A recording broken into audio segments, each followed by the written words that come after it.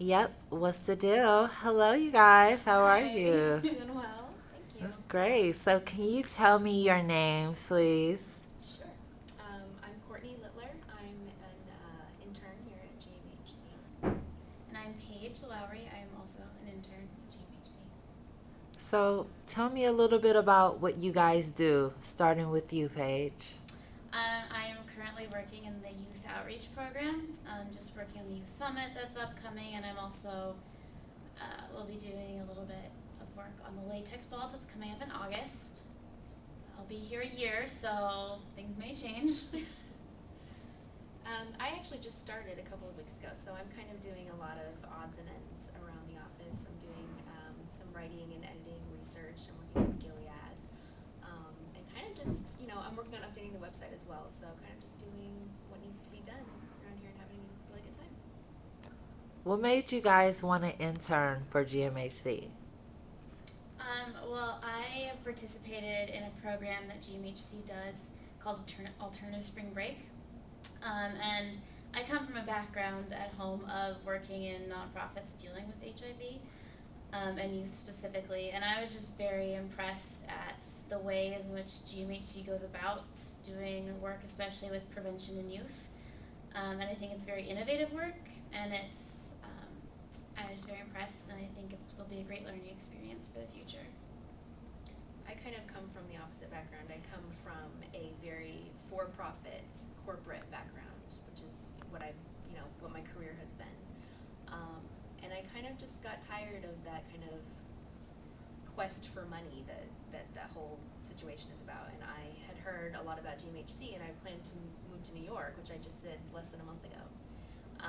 And I thought I really want to start giving back to the community in a really effective, positive way. And I know that GMHC is very effective in what we do. So I'm really excited to be here and be a part of it. That's wonderful. Thank you. So, in terms of being effective, why do you think it's effective? It's important to be effective in doing the type of work that we do, Courtney. Well, HIV prevention has come a long way in the last 30 years that GMHC has been around, but there's still so much work that needs to be done. Um, and I think a big part of that battle or that goal is to kind of reduce the stigma that surrounds it. I think for me, that's probably the most important thing that I can help with here, and that I do help with here with our campaigns, is kind of raising awareness and getting that message out that it's okay to talk about these things, and it's okay to be you know to live in this community and be somebody who fights for HIV prevention. Definitely. Thank you. So, I want to ask you a question, Paige. Okay. 50,000 newly people are infected each year. Do you think the numbers will continue to increase? If people don't kind of take responsibility for themselves to talk about it and make sure they're involved in conversations surrounding the issue, absolutely they're going to increase. Um, I know, I mean, this is going back a few years, but like when I was in high school, I didn't have a health class.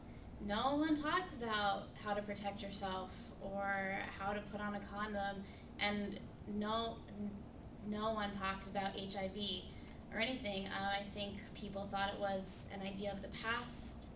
Um, and I think that if we stop bringing it into the conversation and stop, or if we don't encourage people to keep talking about it and get themselves tested and make it a conversation that people know is okay and appropriate to have, then absolutely they're going to increase.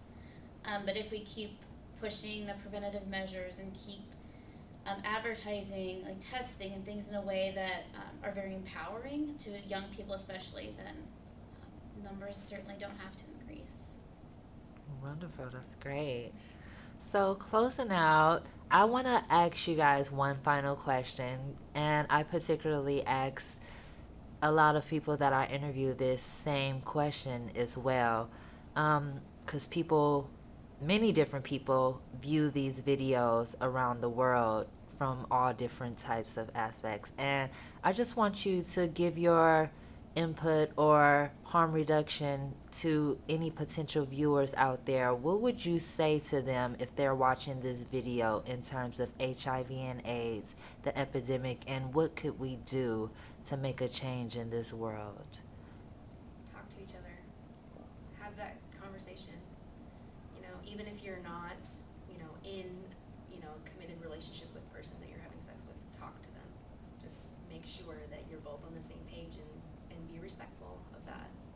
That would be my biggest advice, I think. Yeah. Going off of that, my advice would be is that even if you're kind of embarrassed about having the conversation, have the respect for yourself to know that it's okay to bring this up and it's okay to protect yourself and hold your health as number one.